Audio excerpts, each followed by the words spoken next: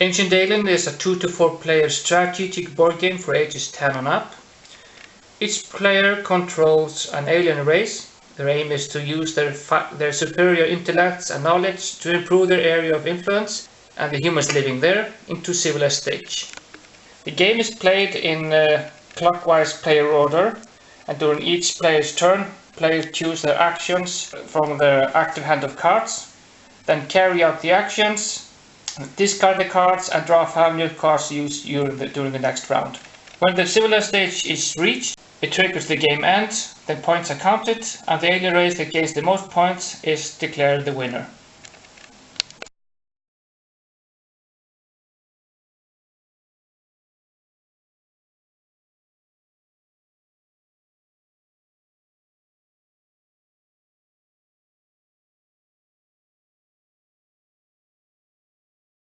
Now it's time to set up the game board. The game board should be placed in the middle of the table within everybody's reach. Then you should sort each of the monuments and items into their corresponding groups. Shuffle them, each of the groups, and place them on the right space on the board. So if you have the items in one pile, level 1 monuments in one pile, level 2 monuments in one pile, and level 3 monuments in one pile. And you do the same with the buildings. So you take the 3 building groups: residential buildings, production buildings, and religious buildings. And within each of the groups there are 3 types of buildings, and they should all be placed on their corresponding square on the board. Then finally you put the crystals in the middle of the board. But you could also place the crystal beside the board, because the middle of the board will be used in player interactions where players place their cards. So for some it might be better to have the crystal beside the board, but it's your choice.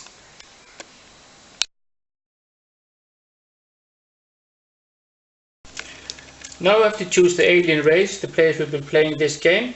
So take the 4 cubes, shake them in the hand, let one drop in front of the players, and the color that comes up shows which faction the players will be playing this game. The players take their corresponding deck of cards, 3 decks. They take the building units, the glass beads, and any wooden items they would need to use during the play. If there should be less than 4 players playing the game, that cubes that will not be used will be removed from the board. For example, in a 2-player version, you'll only have the Anunnaki player and the Nephilim player, and the other 2 continents will not be used, as the players have their own area of influence right in front of them, and the continents that do not have player board against them will not be used.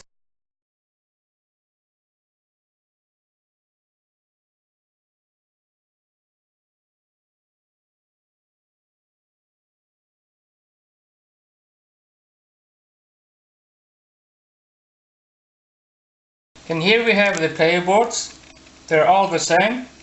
They show the name of a faction and a little bit of text to include what their agenda is for some extra potential points.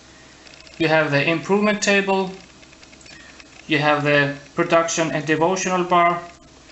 You have the slots where you place built buildings. And you have area to the right of that where you place your monuments.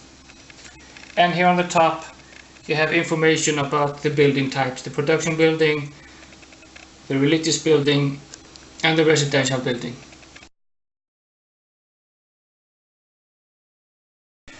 Now each player takes their player board, their 3 sets of cards, the 3 building types, place the 3 cylinders on the 0 square on each of the 3 improvement tracks: the knowledge track, the skill track, and the loyalty track.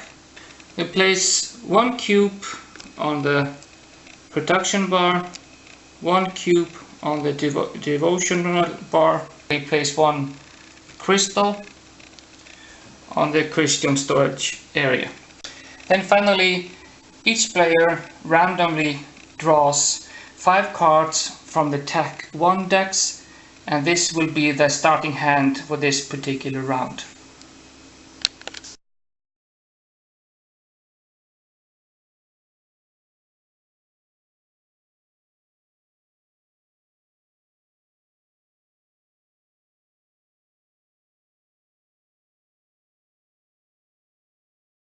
The improvement table is what controls the flow of the game, and eventually also triggers the game end when all the Zealanders get to the civilized stage.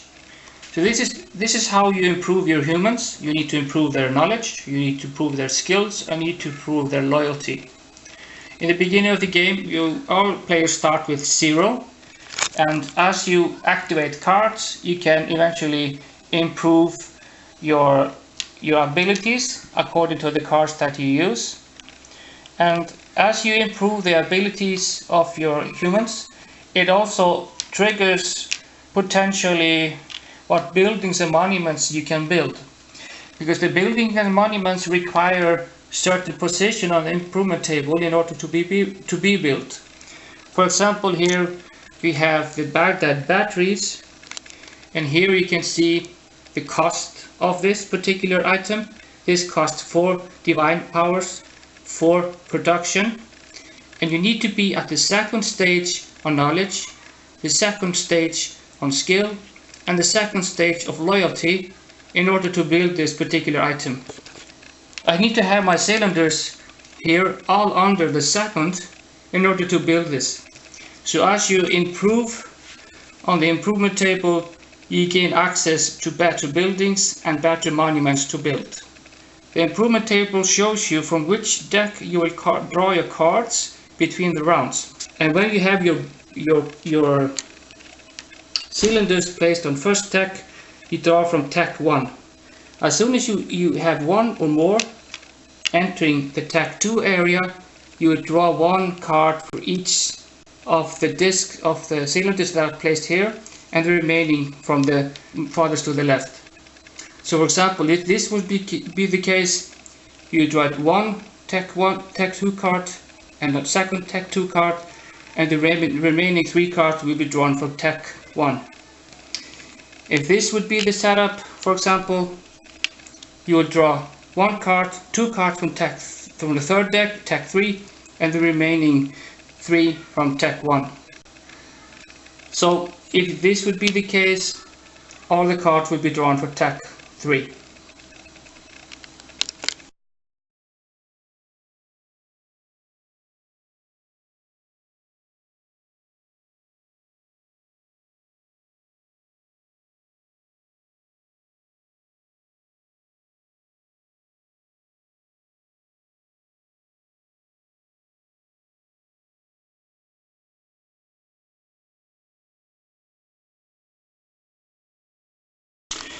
And here we have the cards. Each alien faction, each alien race has its own type of cards.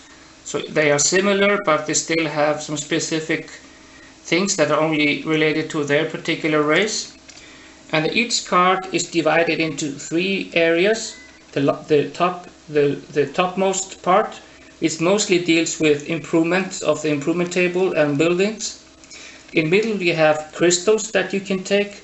And at the bottom there are some items and things that you can do that can aid you or defend against other attacks and etc. So during your turn you have to choose one of the 3 available actions on each card. The top part, the middle part, or the lower part. You can only choose one of each of the cards. In the left corner you can see the level of the card. So here we have a TAC 1 card. Here we have a TAC 2 cards, and here we have a TAC 3 cards.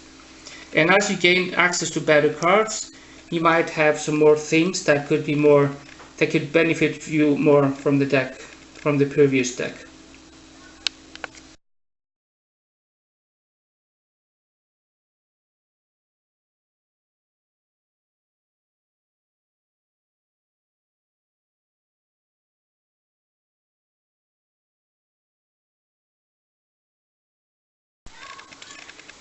To improve on the improvement table, you need to have the right card to use. For example, this card here if I would activate this card or place my bead on the top part of the card, this enables me to improve loyalty.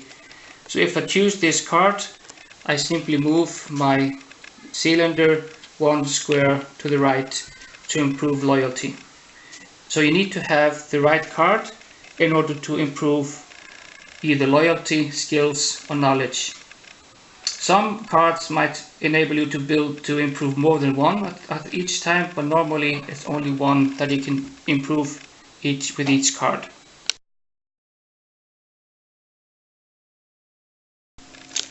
To build, of course, during the game, at the beginning of the game, I do not have any buildings, either on my player board nor on my area of influence.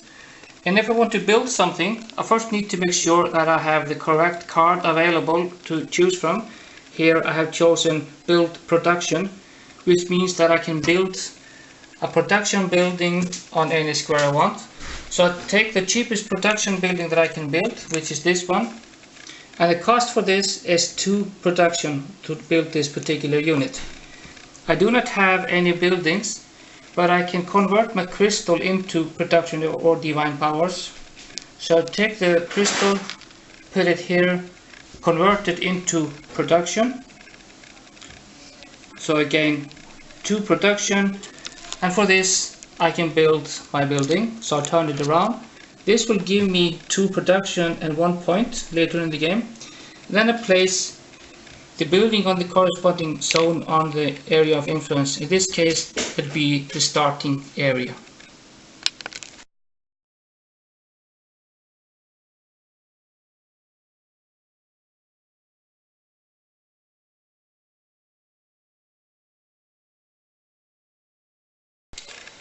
The area of influence is where you place your buildings when built, and you need to make sure that you have available space when you want to build a building. For example, and I wanted to build a residential building, it would not be possible for me because I do not have any available residential squares on this particular area of influence. On the other hand, I could potentially, if I have the right cards, I can build on other players' areas. So for example, if I had another player could build, for example here, to block me from gaining access to these other buildings here. So if I want to build on any other continent, I would need to remove his building somehow. I have cards that enables me to do that, but it will halter me a little bit, and it can also block other players from gaining their purposes.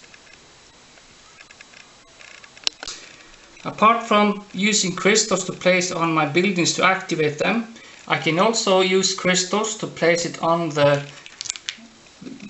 square here where they can be converted into divine powers or production. For each crystal I place on this area here, I either get 2 production or 2 divine powers. I do not get 2 of each or 1 and 1 of each. I can either get 2 production, 2 divine powers or 1 of each type. If I want to do this again, I would need to use 2 crystals for my next conversion. So if I want to convert this again for 2 more powers, I need to have 2 crystals, then again, for example, 2 production. If I want to do this again, I would need to use 4 crystals. 1, 2, 3, 4, and that will give me 2 more of either type. If I want to do this again, it will double. Then I would need to use 8 crystals.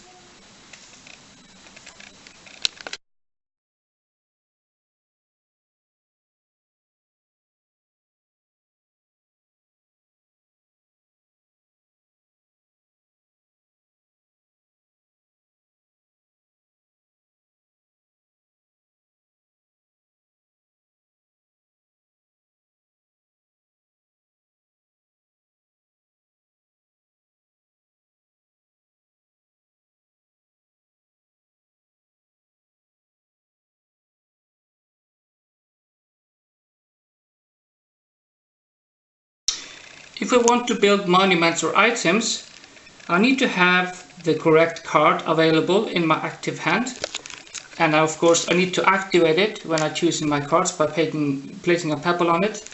Then I need to make sure that I can afford that particular building, and there's only the topmost building that I can buy any given time. So for example, here we have the Baghdad battery. Somebody buys this. Now I can buy the Tolima jet. I can only buy the topmost card. If I want to buy this particular card, I need to make sure that I can afford it. For example, here, this is not really an expensive item. This costs 2 production, 2 devotion, 2 production, 2 devotion, and I need to be at level 1 knowledge and level 1 skill to build this. So basically, this setup here would be enough for me to build this. And I have some buildings here, and if I have crystals, I could activate them on these buildings to gain the items that I need. I would get, for these buildings, I would get 3 divine powers, 3 production. That is enough to build this. I then purchase the building and place it on the right side on my player board. And here I can see that in the end of the game, this particular building will give me 3 points. For higher level buildings, they are more expensive. For example, here we have the Pyramids of Giza. They cost me 7 divine powers and 7 production. It requires me that I am at the 3rd tech level of each of the 3 skill levels. I need to be at 3rd knowledge, 3rd skill, and 3rd loyalty. And if this was my setup, it would not be possible for me to build this particular item because I'm not at the right, I'm not high enough on the improvement table to build this. It does not matter if you do not have spaces here on the area of influence, as monuments and items do not require any specific locations. You only need to have the resources available, and you need to have the corresponding placed on the improvement table. You need to have the requirement to build.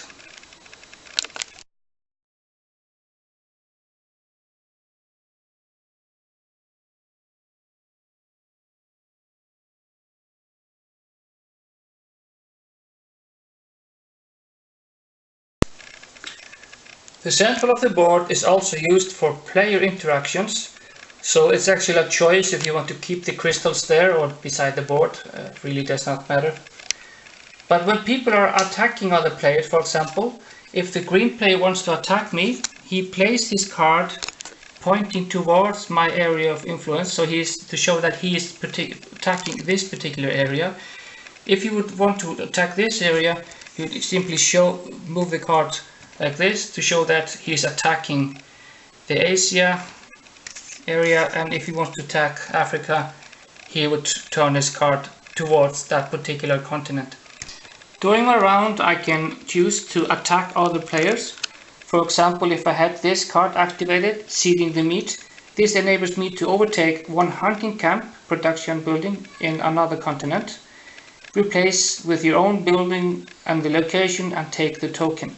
So if I would play this card, I would place it here on the middle to show that I am attacking my component, my player here in front of me, the one that's in control of Europe. He would then need to give up his building unless he has some defense card, for example Devastate Phenomenon, which blocks and neutralizes my card. But if he does not have any defense card, he would need to remove his building. So I would simply take his building token, remove his production building, and replace it with my production building. You can use the cards not only during your turn, but also during other players' turn. So you have 5 cards during your turn, but during any other player's turn, you can use any of your cards against the other players. You can use it to stop him from doing something. You can use it to, of course, you can use it to defend against his attacks, or any other abilities that the card might have.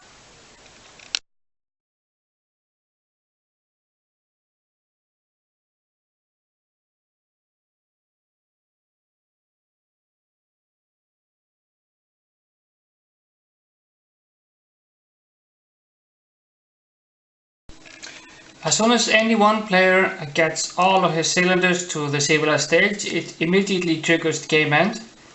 He receives some bonuses for being the first to get there.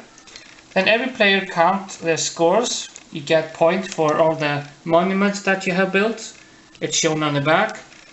You get points for any particular building that you have built, shown on the back. You get points for crystals that you might have in your inventory, and you get points for any special abilities that your faction has gained. The person with the highest points is declared the winner.